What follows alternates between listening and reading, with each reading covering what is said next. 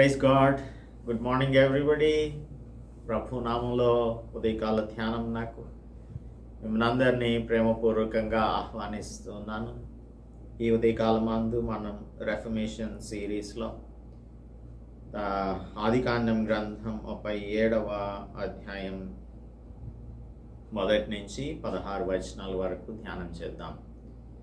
Genesis chapter 37 1 to 16 verses ni meditate cheddam. Let us pray before we start our meditation. పరిశుద్ధుడా మా ప్రియ రక్షక మా దేవా, ఈ ఉదయకాల ధ్యానంలో యాకోబు యొక్క వంశావళి, తర్వాత యోసేపు తన కలలు, వాటిని బట్టి వారి అన్నదమ్ములు ఏ విధంగా అసూయపడుతున్నారు, వీటన్నింటినీ ఈ ఉదయకాలం అందు ధ్యానం చేస్తుండగా ప్రభువా మీరే మాతో మాట్లాడి మమ్మల్ని బలపరచమని క్రీస్తు యేసు పరిశుద్ధ నామంలో ప్రార్థిస్తున్నాం తండ్రి, ఆమేన్. Good morning everybody. అందరికీ వందనాలు. ఎలా ఉన్నారు? దేవుని యొక్క కృప చొప్పున మనందరం కూడా ఈ రెఫర్మేషన్ సిరీస్లో చాలా లోతైనటువంటి మర్మములను తెలుసుకోవడానికి దేవుడు మనకు సహాయం చేస్తూ ఉన్నారు. ఈరోజు మనం 37వ అధ్యాయం ఆదికాండం గ్రంథంలో నుంచి ధ్యానం చేస్తూ ఉన్నాము. ఇందులో యాకోబు తన తండ్రి పరవాసిగా ఉండిన కనాను దేశంలో నివసించెను. యాకోబు వంశావళి ఇది. యోసేపు 17 ఏండ్ల వాడై తన సహోదరులతో కూడా మందను మేపుచుండెను. అతడు చిన్నవాడై తన తండ్రి భార్యలైన బిల్హా కుమారుల యొద్దను జిల్పా కుమారుల యొద్దను ఉండెను. అప్పుడు యోసేపు వారి చెడుతనమును గూర్చిన సమాచారం వారి తండ్రి యొద్దకు తెచ్చుచుండువాడు. సో ఈ మొదటి 2 వచనాలలో యాకోబు తన తండ్రి పరవాసిగా ఉన్న కనాను దేశంకు చేరాడు, అక్కడ నివసిస్తూ ఉన్నాడు. ఈ ముందు చాప్టర్లో ఎదోము యొక్క వంశావళి అనగా ఏశావు వంశావళిని చూసాము. 37వ అధ్యాయంలో యాకోబు వంశావళి ఇది అని స్టార్ట్ చేసి, మోషే రాసిన గ్రంథం కదా ఇది. ఇక్కడ యాకోబు వంశావళి అని చెప్పి యోసేపును గురించి మాట్లాడుతున్నాడు. యోసేపు 17 ఏండ్ల వాడై ఉన్నాడు. తన సహోదరులతో కూడా మందను మేపేవానిగా ఉన్నాడు. జోసెఫ్ని హేతువుగా చేసుకొని దేవుడు యాకోబు మిగిలిన తన కుమారుల జీవితాలలో పనిచేస్తూ ఉన్నాడు. సో యోసేపుకు బర్త్ రైట్కి సంబంధించిన ఫస్ట్ బార్న్కి సంబంధించిన రైట్స్ని ఇచ్చినట్లుగా మనం ఇక్కడ గమనించవచ్చు. So Joseph is the central figure in the genealogy of Jacob అని మనకి ఇక్కడ అర్థమవుతుంది. అందుకే యోసేపుతో మొదలుపెట్టాడు. యోసేపు 17 ఏండ్లు వాడంటే కొంచెం యవనస్తుడిగా ఉన్నాడు. యవ్వన ఏజ్లోనికి, యంగ్ ఏజ్లోనికి వచ్చాడు, యవ్వన ప్రాయంలోనికి వచ్చాడు. అయితే యోసేపుకి ఈ ఫస్ట్ బార్న్ బర్త్ రైట్ అంటే జస్ట్ కుమారునికి ఇచ్చేటువంటి హక్కులు ఉంటాయి, వాటిని దేవుడు ఇస్తూ ఉన్నాడు. ఎందుకు అంటే రూబేను చేసినటువంటి పాపమును గురించి మనం ఇక్కడ 35వ అధ్యాయం 22వ వచనంలో చదువుకుంటాం. దేవుడు ప్రతి చిన్న విషయాన్ని కూడా మన జీవితంలో జాగ్రత్తగా చూస్తూ ఉంటాడు, పరిశీలిస్తూ ఉంటాడు. మనం చేసేటువంటి పనులను బట్టి తగినటువంటి ప్రతిఫలాన్ని మనం పొందుతూ ఉంటాం. రూబేను చేసిన పాపం ఉందే, అది ఇక్కడ మనం చదువుకోవచ్చు. ఇజ్రాయేలు ఆ దేశంలో నివసించుచున్నప్పుడు రూబేను వెళ్ళి తన తండ్రి ఉపపత్ని అయిన బిల్హాతో శయనించెను. ఆ సంగతి ఇజ్రాయేలునకు వినబడెను. సో ఇక్కడ ఒక ఘోరమైన పాపాన్ని చేశాడు. దీనిని మనం ఎక్కడ చూడవచ్చు అనంటే క్రానికల్స్కి మొదటి దినవృత్తాంతముల గ్రంథం 5వ అధ్యాయంలో మొదటి వచనం నుంచి చూద్దాం. ఇజ్రాయేలు నాకు తొలిచూలు కుమారుడైన రూబేను కుమారుల వివరం. తొలిచూలు కుమారుడైన రూబేను కుమారుల వివరం. ఇతడు జ్యేష్ఠుడై ఉండెను, కానీ తన తండ్రి పరుపును తాను అంటుపరచినందున అతని జన్మ స్వాతంత్రం ఇజ్రాయేలు కుమారుడైన యోసేపు కుమారులకు ఇయ్యబడెను. So Reuben's birthright is given to Ephraim and Manasseh. ఎఫ్రాయిమునకు మనష్షేకి అనగా యోసేపు యొక్క కుమారులకు ఇవ్వబడింది అని రాయబడి ఉంది.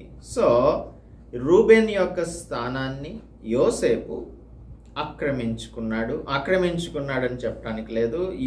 యోసేపు నాకు దేవుడు నిర్ణయించి ఇచ్చాడు. ఎందుకనంటే రూబేను సరి అయిన రీతిలో తన తండ్రి ఎడల ప్రవర్తించలేదు. సో ఇక్కడ ఒక బర్త్ రైట్, ఏసావును గూర్చినటువంటి బర్త్ రైట్ని కూడా మనం చదువుకుంటాం. ఏసావు అయితే తన బర్త్ రైట్ని యాకోబు నాకు అమ్ముకున్నాడు అని, ఒక వంటకం నిమిత్తం అమ్ముకున్నాడు అని మనం చదువుకుంటాం. అలాగనే రూబేను తాను చేసిన పనిని బట్టి యోసేపు నాకు ఈ బర్త్ రైట్ని ఇచ్చుకోవాల్సి వచ్చింది. అందుకనే యోసేపు ఒక సెంట్రల్ ఫిగర్గా మనకు 37 నుంచి 49 అధ్యాయాల వరకు కనిపిస్తాడు. ఇప్పుడు మరి యోసేపును సాధనంగా చేసుకున్నాడు దేవుడు అని తెలియచేయటానికి మనకు అనేకమైనటువంటి అంశాలు ఉన్నాయి. మొట్టమొదటిది, యోసేపు ఏం చేస్తున్నాడంటే తన అన్నల చెడుతనమును గురించి సమాచారం తీసుకొని వస్తూ ఉన్నాడు. ఈ బిల్హా కుమారులు, జిల్పా కుమారులు వారి యొద్ద ఉన్నాడు అని 2వ వచనం చెప్తుంది. అంటే బిల్హా కుమారులను, జిల్పా కుమారులను వారిని చూచుకునే బాధ్యతను యోసేపు నాకు తండ్రి అప్పగించాడు, యాకోబు అని మనం ఇక్కడ అర్థం చేసుకోవాలి. వారితో ఎందుకు ఉంటున్నాడంటే he was overseeing the attitude of his brothers. ఎందుకు అంటే ఈ జిల్పా తర్వాత బిల్హా అనేటువంటి వారు అక్కడ హారాన్లో ఉన్నప్పుడు అన్యుల యొక్క ఆచారాలను కలిగినటువంటి వారు, అన్యాచారాలను పాటించేటువంటి వారు, దైవ భయం లేని వారిగా ఉంటూ ఉన్నారు.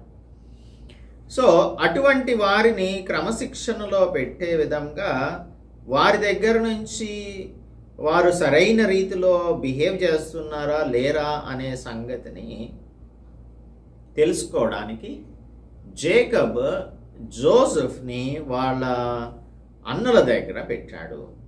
సో వీరు ఇంకొకటి ఏంటంటే వీరు ఉపపత్నుల యొక్క పిల్లలు అని చెప్పచ్చు. ఉపపత్నుల పిల్లలు. ఈ ఉపపత్నుల పిల్లలకు ఫుల్ ఫ్లెడ్జ్డ్ రైట్స్ లేవు అని అనుకుంటూ వారేంటంటే ఇతరులను చూసి ఫుల్ ఫ్లెడ్జ్డ్ వైఫ్స్ చిల్డ్రన్స్ని చూసి వారు జెలస్ ఫీల్ అవుతూ ఉంటారు, అసూయ పడుతూ ఉంటారు. అది వారి యొక్క ఆలోచన మాత్రమే.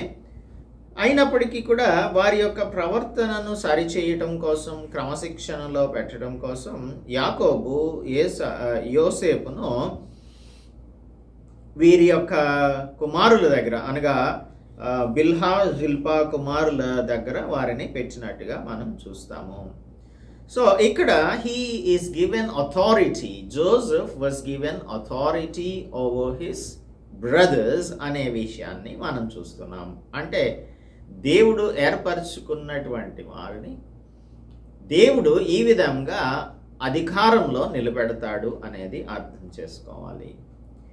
రెండవదిగా యోసేపు నాకు ఒక నిలువుటంగిని, విచిత్రమైన నిలువుటంగిని కుట్టించాడు యాకోబు. మరియు యోసేపు ఇశ్రాయేలు వృద్ధాప్యమందు పుట్టిన కుమారుడు గనుక తన కుమారులందరికంటే ఎక్కువగా ప్రేమించి అతని కొరకు విచిత్రమైన నిలువుటంగి కుట్టించను. ఒక మంచి లాంగ్ స్లీవ్డ్ కోట్ అన్నమాట, ఇక్కడి వరకు ఉంటుంది. ఇది సాధారణంగా రాయల్టీకి సింబల్గా ఉంటుంది, అనగా రాచరికానికి అది సాదృశ్యంగా ఉంటుంది. అటువంటి లాంగ్ కోట్, స్ట్రైప్డ్ కోట్ ఒకటి తయారు చేయించి ఇచ్చాడు జేకబ్ జోసెఫ్కి. ఇదేంటంటే దీని యొక్క సింబల్, ఇట్ ఈస్ ఫేవర్, అనుగ్రహానికి, రాచరిక స్థితికి, జ్యేష్ఠత్వపు హక్కునకు సింబాలిక్గా ఉంటుంది. అటువంటి విచిత్రపు టంగిని కుట్టించి ఇచ్చాడు. సో ఈ విధంగా దేవుడు చూడండి, తాను ఏర్పరచుకున్న బిడ్డను, తాను ఏర్పరచుకున్న యోసేపును అధికారం ఇస్తూ ఉన్నాడు. తర్వాత ఒక ఫేవర్ని అనుగ్రహిస్తూ ఉన్నాడు. వీరేం చేస్తున్నారు? వీళ్ళ అన్నలు చెడుతనం చేస్తూ ఉన్నారు. అటువంటి వారి మీద వారికి క్రమశిక్షణలో పెట్టడానికి దేవుడు అధికారాన్ని ఇచ్చాడు. ఇది మనం తనకు కుట్టించిన నిలువటంగిని బట్టి, తర్వాత తన అన్నల మీద ఓవర్సీయర్గా పెట్టడాన్ని బట్టి అర్థం చేసుకోవచ్చు. నెక్స్ట్ పాయింట్ ఏంటంటే, మనం we see the reaction of his brothers. కొన్ని కళలు వచ్చాయి యోసేపు నాకు. తన సహోదరులు ఎప్పుడైతే నిలువుటంగిని కుట్టించి ఇచ్చారో అప్పుడు పగబట్టి అని 4వ వచనంలో ఉంటుంది. 8వ వచనంలో మరింత పగబట్టిరి అని ఉంటుంది. 11వ వచనంలో అసూయపడిరి అని ఉంటుంది. ఈ విచిత్రపు టంగిని బట్టి వారు పగబట్టారు. తర్వాత యోసేపు ఒక కల కని తన సహోదరులతో అది తెలియచెప్పినప్పుడు వారు అతని మీద పగబట్టిరి అని 6వ వచనంలో కూడా, 5వ వచనంలో కూడా చూస్తాము. 4వ వచనంలో, 5వ వచనంలో కూడా చూస్తున్నాము. పగబడుతున్నారు. పగబట్టి వారు అతని మీద అసూయ పడుతూ ఉన్నారు. మరింత పగబట్టారు. ఈ కళలను బట్టి వారికి ఏమని దేవుడు చూపిస్తూ ఉన్నాడు జోసెఫ్ యొక్క ప్రాముఖ్యతను, అధికారమును. దీనిని చూసి వారు అన్నలైనటువంటి వారు బహుశా భయపడుతూ ఉన్నారు. ఎందుకు భయపడుతున్నారంటే, మనకి దక్కవలసిన గౌరవం చిన్నవాడైన యోసేపు నాకు దక్కుతుంది అని చెప్పి వీరు దానిని గురించి అసూయపడుతూ ఉన్నారు. 19-20 వచనాలలో చూస్తే, అతడు రాకమునుపు అనగా యాకోబు యోసేపును తన అన్నలు షెకెములో మందలను మేపుతున్నారు కదా, అక్కడికి వెళ్ళి నీవు చూచి రమ్మని, క్షేమ సమాచారం తీసుకొని రమ్మని పంపించాడు. అప్పుడు ఎప్పుడైతే వస్తూ ఉన్నాడో అతడు దగ్గరకు రాకమునుపు వారు దూరం నుండి అతన్ని చూచి అతని చంపుటకు దురాలోచన చేశారు. 19వ వచనం, ఇదిగో ఈ కలలు కనువాడు వచ్చుచున్నాడు, వీన్ని చంపి ఇక్కడనున్న ఒక గుంటలో పారవేద్దాము, అప్పుడు వీని కలలేమగునో చూద్దాము రండి అని ఒకనితో ఒకడు మాట్లాడుకుంటున్నారు. ఈ విధంగా ఈ జిల్పా కుమారులు, బిల్హా కుమారులు చేస్తున్నటువంటి ఆలోచన. అయితే యోసేపును తప్పించటానికి లేయా కుమారులు ప్రయత్నం చేస్తున్నట్లుగా 21వ వచనంలో మనం చూస్తాము. 21వ వచనంలో రూబేన్ అంటున్నాడు, లేదు మనం వానిని చంపరాదు అని అంటున్నాడు. అంటే బిల్హా జిల్పా కుమారుల మీద అధికారం చలాయిస్తున్నాడు అని చెప్పి వారికి చాలా కోపంగా ఉంది. అయితే లేయా కుమారులు మాత్రం తనను విడిపించటానికి ప్రయత్నం చేస్తూ ఉన్నారు. అలాగా వీరు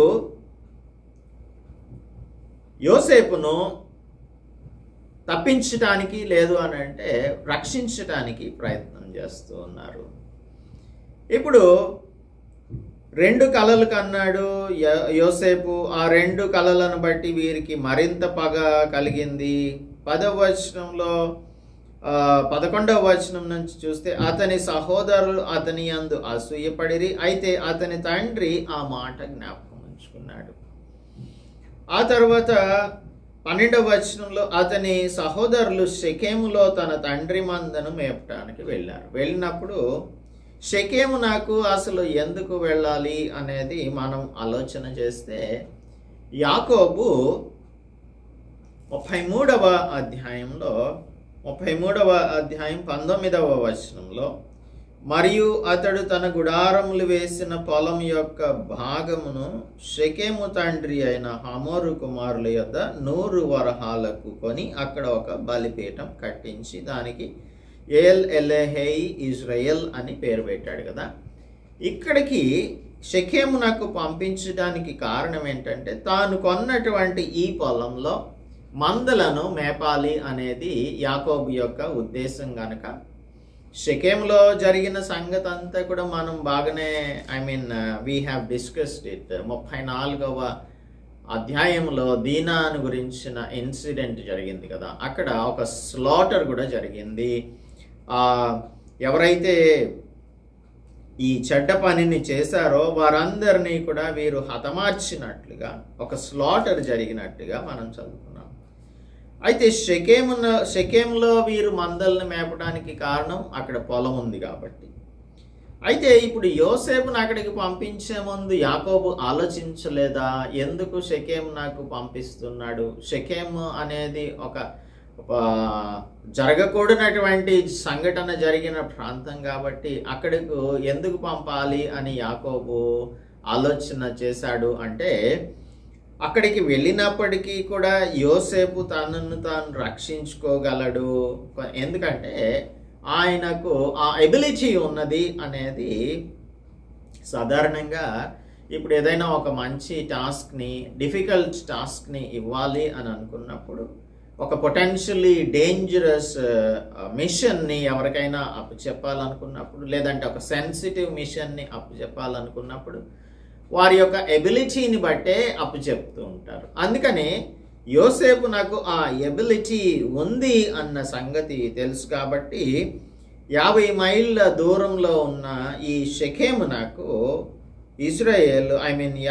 ఇజ్రాయేలు యోసేపును పంపించాడు. యాకోబు అనట్లేదు ఇక్కడ 13వ వచనంలో. ఇప్పుడు ఇజ్రాయేలు యోసేపును చూచి, నీ సహోదరులు షెకెములో మందను మేపుచున్నారు, నిన్ను వారి వద్దకు పంపేదను రమ్మన్నప్పుడు మంచిది అని చెప్పాడు. అప్పుడు అతను వెళ్ళి తన నీ సహోదరుల క్షేమమును మంద క్షేమమును తెలుసుకొని నాకు వర్తమానం తెమ్మని అతనితో చెప్పి హెబ్రోను లోయ నుండి అతనిని పంపించాడు.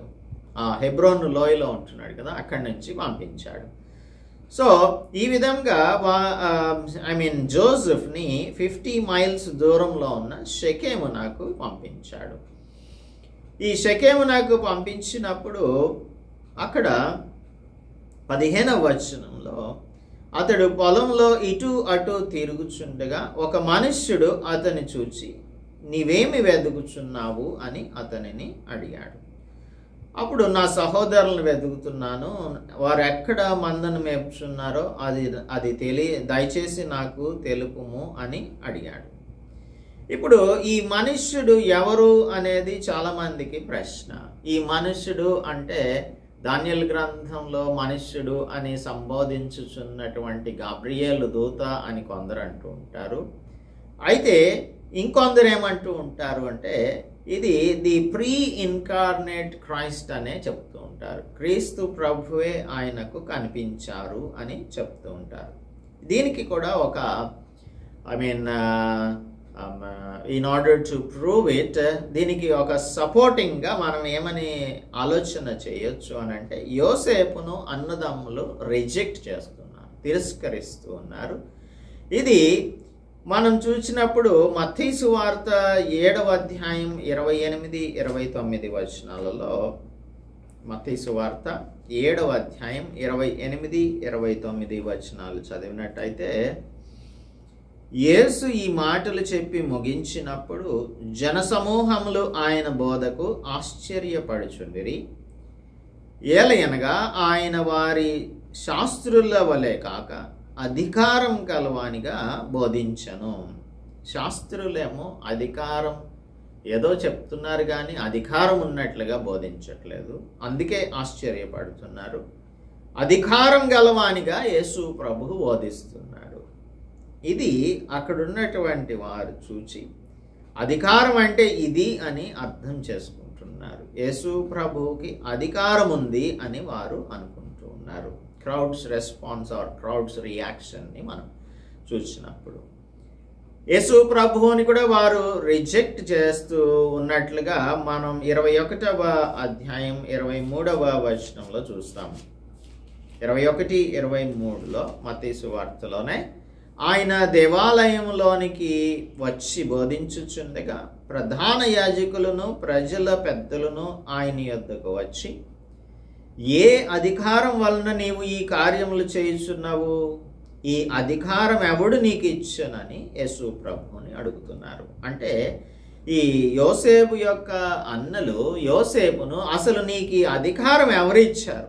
ఏ అధికారంతో నీవు మా మీద అధికారం చలాయిస్తున్నావు అనే ఆలోచన వారికి ఉంది. అందుకనే దీనిని ఇఫ్ పీపుల్ ఆర్ కోటింగ్ ఒక మనుష్యుడు అని అంటే యేసు ప్రభు అని కోట్ చేయడానికి, ప్రీ ఇన్కార్నేట్ క్రైస్ట్ అని కోట్ చేయడానికి ఇది ఒక కారణం అని చెప్పొచ్చు.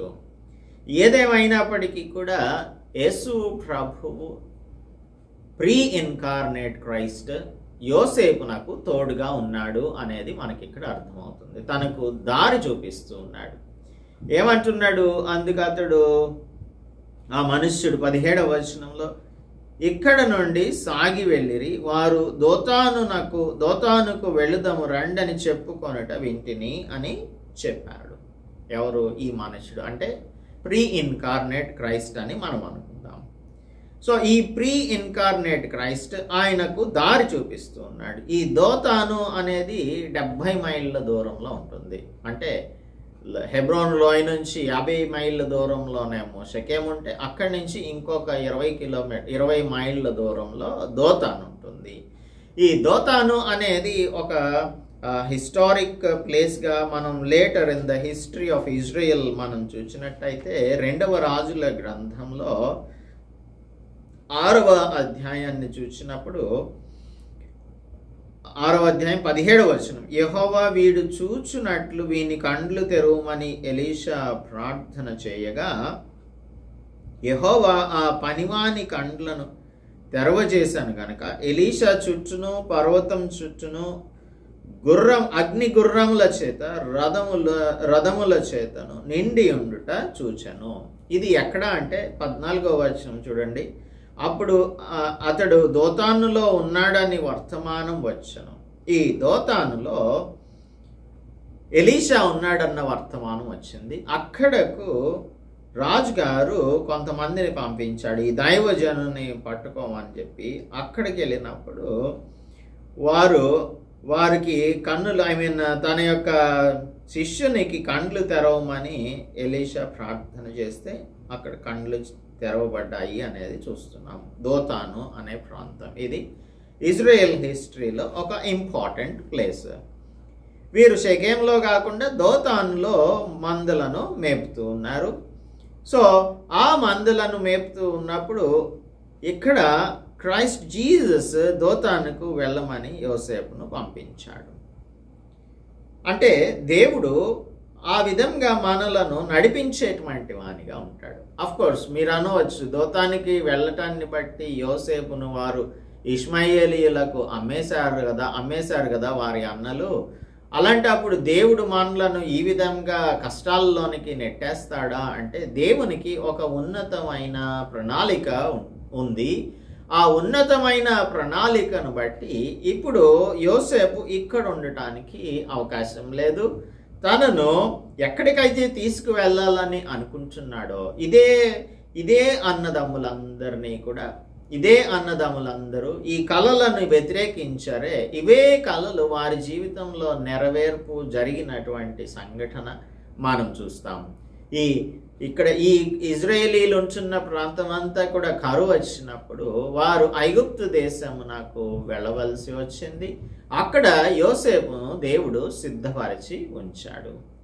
So God's plans are different. మన ఆలోచనలు దేవుని ఆలోచనలు, మన తలంపులు ఆయన తలంపులు వేర్వేరుగా ఉంటాయి. కాబట్టి ఆయన తన ప్లాన్ని వర్కౌట్ చేయడానికి ఎప్పుడు కూడా మన వెంట ఆయన ఉంటూ ఉంటాడు అనే దానిని మనం ఇక్కడ ఈ సందర్భంగా అర్థం చేసుకోవాలి.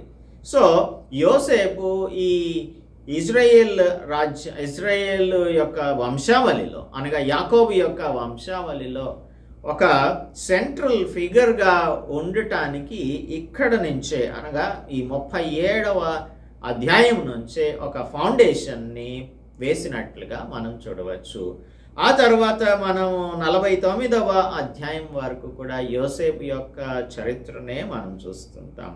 అఫ్కోర్స్ మధ్య మధ్యలో వీళ్ళు కనిపిస్తూ ఉంటారు.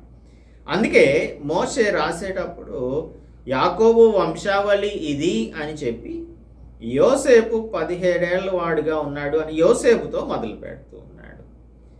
అయితే ఏశావును గురించి మాట్లాడినప్పుడు 36వ అధ్యాయంలో ఏశావు వంశావళి ఇదే అని చెప్పి ఏశావు కనాను కుమార్తెలలో హిత్తీయుడైన ఎలోను కుమార్తె ఆదాను, హివీయుడైన షిబ్యోను కుమార్తె అయిన ఆనా కుమార్తె అయిన అహోలీబామాను ఇలాగా వివాహం ఆడాడు అని ఆ తర్వాత వారి యొక్క పిల్లలు వీరందరిని గురించి ఎక్స్ప్లెయిన్ చేయబడి ఉంది. కానీ ఇక్కడ చూస్తే మనం ఎక్కడ కూడా ఈ లిస్ట్ ఆఫ్ సన్స్ ఆఫ్ జేకబ్ని చూడకుండా యాకోబుని యోసేపుని ఒక్కడిని మాత్రమే ఎందుకు చూస్తున్నాము అంటే యోసేపు he is to be elevated into the position. కాబట్టి ఈ విధంగా మనం ఒక సిమిలారిటీని జీసస్కి జోసెఫ్కి చూస్తూ ఉన్నాం. Joseph is rejected, Jesus is also rejected. అలాగే జోసెఫ్ని చూచి ఆయన అధికారాన్ని చూచి ఈ అన్నదమ్ములు ఏ విధంగా అయితే అసూయ పడుతున్నారో ఆ దినాలలో యేసు ప్రభు వచ్చినప్పుడు కూడా అన్నదమ్ములు లాంటి వారు యూదులే కదా, వారందరూ కూడా ఏ అధికారంతో నీవు ఈ పనులన్నీ కూడా చేస్తున్నావు అని ప్రశ్నిస్తూ ఉన్నారు. So there is a similarity between Joseph and Jesus. అందుకనే ఇక్కడ ఈ ప్రీ ఇన్కార్నేట్ క్రైస్ట్ జీసస్ షెకెములోని పొలంలో యోసేపునకు కనిపించినట్లుగా మనం దీనిని అర్థం చేసుకోవాలి. So the whole story of Joseph has its beginning in the 37th chapter. అయితే మరి దీనిని బట్టి మనం ఏం అర్థం చేసుకుందాం ఈ ఉదయకాలం అంటే, దేవుడు తన యొక్క ఏర్పాటును బట్టి మన జీవితంలో ఏదైనప్పటికీ జరిగిస్తూ ఉంటాడు. ఆయన సమస్తం మన కొరకు సమకూర్చి జరిగిస్తాడు అనే దానిని మనందరం కూడా నమ్మవలసి ఉంటుంది. అందుకనే యోసేపుకు కలలు వచ్చాయి. తర్వాత యోసేపు యొక్క ప్రవర్తన, యోసేపును ఏ విధంగా జేకబ్ అథారిటీని ఇచ్చి తన అన్నలను డిసిప్లిన్లో పెట్టమని చెప్తున్నాడు. వీటన్నింటినీ కూడా మనం గమనిస్తే దేవుని యొక్క ప్రణాళిక తన యోసేపు జీవితంలో నెరవేరుతూ ఉంది అనడానికి ఈ 37వ అధ్యాయమే మనకు ఒక మంచి ఎగ్జాంపుల్గా ఉంటుంది. దీనిలో మనం ఇంకా మిగిలినటువంటి వచనాలను ఎల్లుండి ధ్యానం చేద్దాం. అంతవరకు కూడా దేవుని యొక్క కృప మీకు తోడుగా ఉండును గాక. ప్రార్థించుకుందాం. పరిశుద్ధుడా, మా ప్రియ రక్షక, మా ప్రభువా, మా దేవ, ఈ ఉదయకాలమందు మీ పాద సన్నిధిలో మేము వచ్చి యాకోబు వంశావళిని గురించి మాట్లాడుతూ మోషే యోసేపుని ఎందుకు మెన్షన్ చేశాడు అనే దానిని మేము అర్థం చేసుకుంటున్నాం. నీవు మీ యొక్క సోవర్నిటీలో ప్రభువా మీరు ఎవరినైనా సరే ఏర్పరచుకునే అధికారం మీకుంది. అలాగనే మీరు ఏసావును నాయన మరి ఏర్పాటు చేసుకోలేదు, యాకోబుని ఏర్పరచుకున్నారు. అలాగే యాకోబు యొక్క సంతానంలో యోసేపు నాకు ఒక మంచి పొజిషన్ని అనుగ్రహించారు. ఇదంతా కూడా కేవలము మీ యొక్క సోవర్నిటీని బట్టే చేస్తూ ఉంటారు అనే దానిని మేము అర్థం చేసుకుంటున్నాం తండ్రి. అలాగనే మా జీవితంలో ఒకవేళ యోసేపు నాకు ఎదురైనటువంటి సంఘటనలు ఎదురైనా కూడా మా పట్ల మీకున్న ప్రణాళికను మీరు అమలుపరచటంలో ఇవన్నీ కూడా చేస్తున్నారు అన్న సంగతిని మేము అర్థం చేసుకొనుటకు మా ప్రియులకు మాకు సహాయం దయచేయమని క్రీస్తు యేసు పరిశుద్ధ నామములో ప్రార్థిస్తున్నాము తండ్రి. ఆమేన్. దేవుని నామానికి స్తోత్రం. అందరికీ కూడా వందనాలు. దేవుని యొక్క కృప మీ అందరికీ తోడుగా ఉండును గాక. ఆమేన్.